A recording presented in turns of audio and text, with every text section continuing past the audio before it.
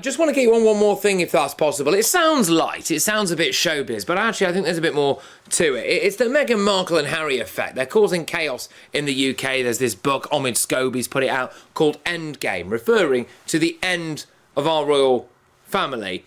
It's a fascinating kind of family psychodrama that's taking place here, but one that I wonder where maybe pulls at the fabric of British society. This push now to do away with the monarchy, do away with history, do away with tradition. What's your take on that whole sorry saga that's unfolding at the moment?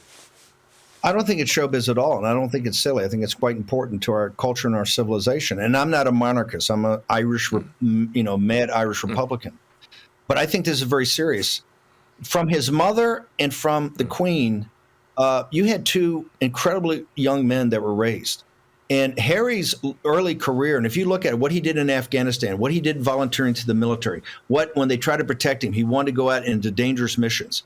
That is an incredible young man. And I think for the monarchies, not just in England, but also in Europe, it's a real example of what they want to produce. And he was incredibly impressive. My daughter went to West Point and served with the 101st Airborne in Iraq during the war. And she would always tell me her admiration and the people at West Point's admiration for Harry, for what he had done, because he couldn't, he didn't have to volunteer. He could have taken a cushy job. He didn't do that. He always wanted to go in harm's way for his country, to defend his country. That is incredibly powerful. If you look at what's happened, and this is to me the reality of our society today.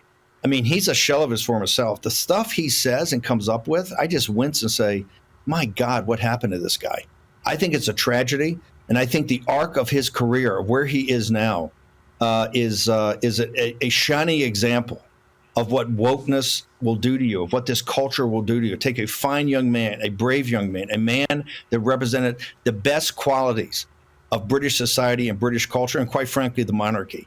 And look where it is today. It's just it's a true tragedy. But I don't think it's a entertainment story. I think it's a story that cuts to the heart of where the United Kingdom is right now politically. And I think it cuts to the heart of where you people are as a society and a culture.